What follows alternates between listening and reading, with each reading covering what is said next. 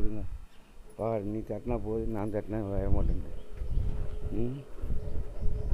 இறைவா, ஓம் சிவம், அன்பே சிவம், அனைத்தும் சிவம், முற்றும் சிவம், முடிவும் சிவம், முதலும் சிவம், அன்பே சிவம், அன்பே சிவம்.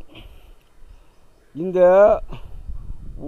உலகம் ஆரம்ப தோற்றத்திலிருந்து உருவாகி எவ்வாறு இயக்கமாகிறது என்பதை அன்றே மாணிக்கவாசகர்கள் சிவபுராணத்தில் எழுதியுள்ளார். புல்லாகி பூண்டாகி புழுவாகி மரமாகி என்று.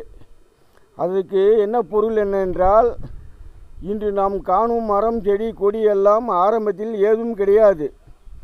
ஒவ்வொன்றாக உருவாகும் போது ஒவ்வொருத்துக்கும் ஒவ்வொரு பெயர் உண்டு. அந்த பெயர்தான் இன்று தெய்வங்களாக இன்று நாம் வணங்கி கொண்டு வருகிறோம் கோவில்களிலும்.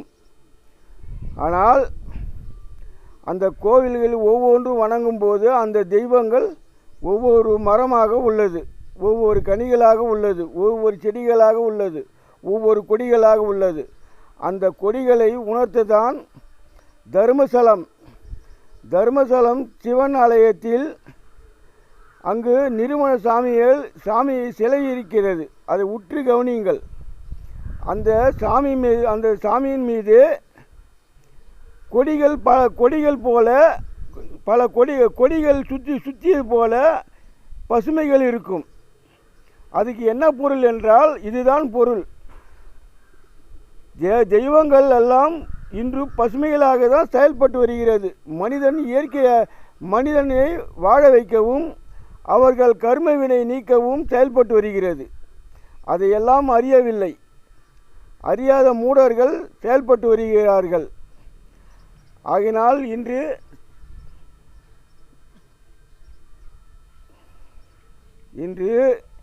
கட் பண்ணிட்டம்பர் மூடர்கள் செயல்பட்டு வருகிறார்கள். அதெல்லாம் அறிய வேண்டுமென்றால் உங்களுக்கு நேரம் இருந்தாலும் உங்களுடைய ஆசை எங்கு செயல்பட்டு வருகிறது என்றால், ஒரு தெருநாய்கள் இணைப்பெருக்கும் போது ஒரு பெண் நாயிடத்தில் 10 நாய்கள் சூழ்ந்து இருக்கும். அந்த 10 நாய்கள் எங்கிருந்து வருகிறது? பல வீதிகளிலிருந்து வருகிறது. வந்து 3 நாள் 4 நாள் கூட உறவு இல்லாமல் ஒரே மோகத்தில் வாழ்கிறது, அந்த பெண் நாய் மோகத்தில். அதே போன்றுதான் இந்த கட்சி ஒன்று வைத்து கொண்டு கத்திரிக்காய் போன்று இவர்கள் செயல்பட்டு வருகிறார்கள். கட்சி ஒன்று வைத்து கொண்டு மக்களை மடைமையாக்க செயல்பட்டு வருகிறார்கள் மூடர்கள். அது இவருக்கு மோகம். அந்த கட்சியில் வெற்றி பெறுவது, மக்களை மடைமையாக்குவது, இவர்கள் உயர்ந்து வாழ்வது, இவர்கள் மக்களை கீழ்த்தரமாக கொண்டு செல்ல என்ன வழி என்று யோசிப்பது. இதுதான், அதாவது தெருநாய் போன்று செயல்பட்டு வருகிறார்கள். ஒரே மோகத்தில் மக்கள் எந்த நிலைக்கு வாழ்கிறார்கள், எப்படி செயல்படுகிறார்கள் என்று யோசிப்பது இல்லை. ஒரு நீதிமன்றத்தில் ஒரு குற்றவாளியை நிறுத்தப்படுகிறான். அந்த குற்றவாளியிடம், ஏன் இந்த குற்றம் செய்தாய், இதுக்கு என்ன சூழ்நிலை வந்தது, இந்த குற்றத்துக்கு என்ன காரணம் என்று அந்த நீதிபதியும் கேட்பது இல்லை, ஒரு வழக்கறிஞரும் கேட்பதில்லை. குற்றம் செய்தாயா, அதுக்கு ஆதாரம் தேவை. இவருக்கு தேவை ஆதாரம். ஏன் செய்தான், எப்படி செய்தான் என்றெல்லாம் விதிமுறை இல்லை. இதுக்கு என்ன பொருள்? கட்சிக்காரன் அடக்கி ஆள்கிறான் நீதிமன்றத்தையும். ஒரு காவல்துறை சென்று வருகிறது, அவர்களை குற்றவாளியாக கைது செய்து வரும்போது, ஏனப்பா இந்த நிலைமைக்கு ஏனப்பா செய்கிறாய், இந்த நிலைகளை இவ்வாறு செய்யக்கூடாது அவென்று அவர் அறிகுறி ஊட்டுவதற்கு கூட அவருக்கு நேரம் கிடையாது. காரணம், அவர்களையும் அடக்கி ஆள்கிறார்கள் இந்த அரசியல்வாதிகள். இந்த அரசியல்வாதிகள் இருக்கும் வரை இந்த பூமியில் எப்போதும் உண்மை நிலைப்பதும் இல்லை, வாழ்வதும் இல்லை. ஆகினால் பொதுமக்கள் அனைவரும் உணர வேண்டும். ஓட்டு என்பது இவர்களுக்கு போடக்கூடாது. இவர்கள் இருக்கலாம், இவர்களும் வாழலாம். ஆனால் இறைவன் படைப்பு, அதில் குற்றமில்லை. ஆனால் இந்த ஓட்டு உரிமையை அடியோடு ரத்து செய்ய வேண்டும், தடை செய்ய வேண்டும். ஓட்டு வேண்டுமென்றால் அந்த கவர்மெண்ட் என்று வைத்துக்கொண்டு அவர்கள் செயல்படுகிறார்கள், அந்த கவர்மெண்ட் மக்கள் மட்டும் ஓட்டு போட்டு அவர்கள் செயல்பட வேண்டும். அப்போதுதான் மக்களுக்கு நல்வழி பிறக்கும். இவர்கள் 50 ரூபாய் பதுக்கி வைத்து 5 ரூபாய்க்கு உங்களுக்கு இலவசமாக தந்துவிட்டு இவர் வாழ வழி செய்து கொண்டு வருகிறார் என்று இறைவனுடைய வாக்கு. இத்தனை காலம் இறைவன் உரைக்காமல் இப்போ எதுக்கு உரைக்கிறார் என்றால், பூமியில் இடைவெளி இல்லை. ஆகினால் இறைவன் இனி வாழ்வதற்கு வழிகளை வகுக்க அவராலேயே வழி இல்லாமல் அவர் அன்றிலிருந்து இன்று வரை கருத்தடையும் கொண்டு வந்தார். மனிதன் பிறப்பை தடை செய்ய முடியாமல் கருத்தடை கொண்டு வந்தார். அது எந்த அரசாவது அரங்கேற்றி உள்ளதா? கிடையாது. காரணம், இதை அரங்கேற்றிவிட்டால் இவர்கள் வாழ்வதற்கு வழி இல்லை. அதனால்தான் அரங்கேற்றவில்லை. 2 குழந்தை பெற்று 2 குழந்தைக்கு மேல் பெறக்கூடாது என்று அரங்கேற்றவில்லை. எதற்காக அரங்கேற்றவில்லை? இந்த ஓட்டுக்காக. இந்த மக்கள் ஓட்டு வைத்து மக்களை மடைமாக்க வைத்து வருகிறார்கள் மூடர்கள். இது போன்ற இவர் போன்றவரை அடக்கவே தான் நான் 25 ஆண்டு காலமாக இறைவனையே கதி என்று துதித்து வாய்ந்து இவர்களை அடக்க எத்தனையோ வழிகளிலும் முற்பட்டேன். ஆனால் இறைவன் கடைசியாக என்னை ஒரே ஒரு பாதையில் சிக்க வைத்து விட்டார். இல்லை என்றால் இன்று கூட அது கெட்டுப்போகவில்லை. என் இறைவன் அனுமதி தரவில்லை. இவர்கள் கை கால் வராமல் செய்துவிட முடியும், இவர்கள் பேச்சு வராத செய்து வர முடியும். ஏன் இவரை தத்து மீறி போனால் இவர்கள் உயிர்களையும் போக்க முடியும். எம்மால் முடியும். எம்மால் தண்ணீரிலும் விளக்கேற்ற முடியும். மின்சாரம் எத்தனை மெகாவிட்டு சென்றாலும் டவரில் அதை பிடிக்க முடியும். காரணம், அது எல்லாம் மனிதன் வாழ்வதற்காக இறைவன் வகுத்த வகுப்பு. நாங்கள் அனைத்தும் உணர்ந்தவர்கள். அமைதியாக இருப்பதற்கு சில காரணங்கள் உண்டு.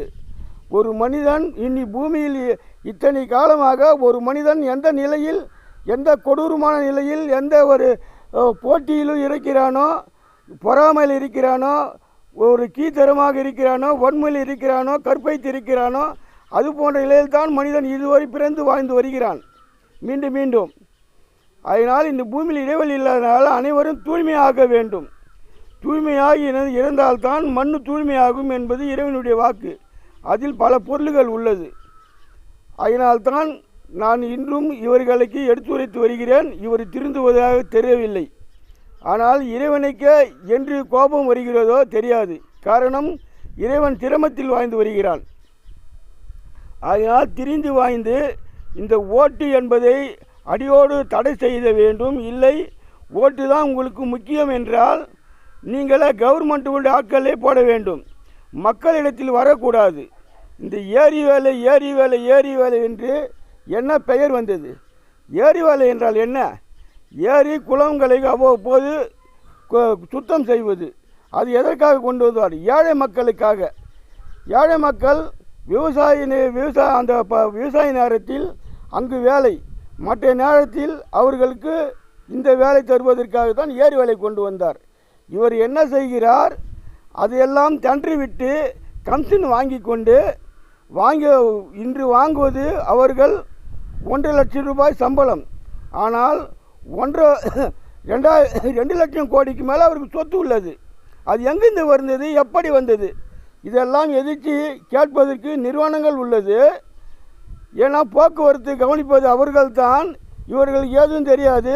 பிச்சைச்சம் பெருமாள் அத்தப்படிச்சம் அன்மார் என்று ஒரு அன்மார் போன்று உட்காந்து அமர்ந்து கொண்டு அனைத்து கணக்கையும் வைத்துக்கொண்டு இவர் பட்ஜெட் தாக்கல் செய்கிறார்கள். அது கஷ்டப்படுவது நிறுவனம். அந்த நிறுவனத்தையே அடிமையாக்கி வைத்துள்ளார்கள். இது போன்ற நிலையெல்லாம் இனி மாற வேண்டும் என்றால் ஒரே ஒரு வழி, மக்கள் ஓட்டு இடத்தில் மக்களை வற்புறுத்த செய்யக்கூடாது. ஓட்டு என்பது இருக்கக்கூடாது. அந்த விளைவை எடுத்து காட்டத்தான் இன்று விஜய் வந்து அரங்கேற்றம் செய்யும்போது அங்கு மக்கள் உயிரிழப்பு ஏற்பட்டது. இதுவரை இதுபோல் ஏற்பட்டதா? கிடையாது. இதை எடுத்து காட்டுதான் இறைவன் எடுத்து உரைக்கிறான். திருந்தி வாழுங்கள். இல்லையே இறைவனிடத்தில் தப்ப முடியாது. உங்களுக்கு எது வேண்டும்? அரசு வேண்டுமா, ஆடம்பரம் வேண்டுமா, இல்லை அன்பு வேண்டுமா என்பது முடிவு செய்யுங்கள். இல்லையே வருவதை அனுபவிக்க ரெடியாக இருங்கள். நாங்கள் எழுந்துவிட்டால் உங்களுடைய பதவி ஆலமர வீதி போல தொங்கும், இது உறுதி. ஆனால் நாங்கள் அமைதியாக இருக்கும் வரை நீங்கள் வாழலாம். காரணம், அந்த இறைவனே முன்னணி, இறைவன் எங்கு இருக்கிறான் என்பதை எடுத்து உரைத்தவர் எங்களை போன்ற ஞானிகள் தான். ஆதிகாலம், முக்காலம், இடைக்காலத்திலும் சரி. எங்களை எதிர்த்து உங்களால் செய்ய முடியாது. இறைவன் எங்களை கடைசியாக ஒரு சட்டத்தில் சிக்க வைத்து விட்டார். இனி பூமியில் இடைவெளி இல்லை, தூய்மையாக வேண்டும், மக்களை திருத்துங்கள், எந்த மனிதனாக இருந்தாலும் திருத்துங்கள் என்று. அதற்காக இறைவனுக்கு கட்டுப்பட்டு வாழ்கிறோம். இல்லை என்றால் உங்கள் கதியை அரோகரா தான். யோசித்து செயல்படுங்கள். இந்த ஜல்லிக்கட்டு காலை அடியோடு ரத்து செய்யுங்கள். இல்லையே அது திருவிழா வேண்டுமென்றால் 2 பக்கமும் கொம்புகளை கட்டி அவற்றை ஓட விடுங்கள். மக்களுக்கும் அருகாமல் இருப்பது, மக்கள் அருகாமல் இருக்கக்கூடாது. அருகாமல் இருக்க வேண்டாம், அதுக்கு ஒரு கொம்பு கட்டி அருகாமல் நின்று ஓட வைக்க வேண்டும். எது வெற்றி பெறுவதோ அதுக்கு பரிசு தர வேண்டும். அதை வீர விளையாட்டு என்று ஒரு மடையன் மோதிரம் போடுகிறான், அதுக்கு சில பரிசுகள் தருகிறான். இவன் மம்டியத்தை வெட்டினானா இல்லை யாமூட்டு சொத்து இது என்று நான் கேட்கவில்லை, இறைவன் கேட்கிறான். அன்று அதே போன்று இந்த மடையன் வாங்குவது 1.5 லட்சம் ரூபாய் சம்பளம். இவன் அடிக்கடிக்கு ஒரு மக்கள் பணத்தை, வரி பணத்தை முன்னோர்கள் காமராஜ் காலத்திலும் கிடையாது, அண்ணாதுரை காலத்திலும் கிடையாது, எம்ஜிஆர் காலத்திலும் கிடையாது. ஒரு டோப்பா முடியெல்லாம் போட்டுக்கொண்டு இவன் வயசையும் மாற்றிக்கொண்டு அந்த டோப்பா முடி அவ்வப்போது மாற்றிக்கொண்டு வருகிறான். அதுக்கு என்ன பணம் செலவாகிறது? இவன் உடலில் உள்ள இரத்தத்தை அவ்வப்போது சுத்தம் செய்து வருகிறான். அதை உடம்புல இருக்கிற ரத்தத்தெல்லாம் அகற்றி விடுகிறான், புதிய ரத்தத்தை ஏற்கிறான். அந்த புதிய ரத்தம் எங்கிருந்து வருகிறது, ஏதா வருகிறது, எங்கிருந்து வருகிறது? ஒரு வீட்டில் சில மக்கள் வீட்டில் நாய்களை வளர்க்கிறார்கள். நாய்களை வளர்த்து அதுக்கு நோய்வாய்ப்பட்டால் அதை கொண்டு வந்து தெருவில் விட்டு விடுகிறார்கள். அது தெருநாயக மாறுகிறது. தெருநாயெல்லாம் என்ன செய்கிறது? உழைக்கும் மக்கள் போன்று அங்கு உள்ள குப்பை கூலத்தில் உள்ள பொருள்கள் எல்லாம் உண்டு வாய்ந்து மக்களுக்கு நன்மை செய்கிறது தெருநாய். வீட்டில் உள்ள நாய் என்ன செய்கிறது? வீட்டில் உள்ள நாய் அமைதியாக திருடன் வருகிறானா காக்கிறது, திருடன் வருவானான். இவர்கள் பதுக்கி வைக்கும் பொருள்களை காக்க செய்கின்றது. அப்போ யாரால் வாழ்கின்றார்கள்? தெருநாய்களால் வாழ்கிறார்களா, வீட்டில் உள்ள நாய்களால் வாழ்கிறார்களா? மூடர்களே, அறியுங்கள். இறைவன் இதெல்லாம் முற்றும் உணர்ந்து தான் பைரவ அவதாரம் எடுத்தார். அந்த பைரவரை நீங்கள் அகற்றவும் வெகட்டவும் உங்களுக்கு அதிகாரம் இல்லை. அப்படி மீறி செய்தால் உங்கள் கதி அரோகரா தான். ஓம் சிவம், அன்பே சிவம், அனைத்தும் சிவம்.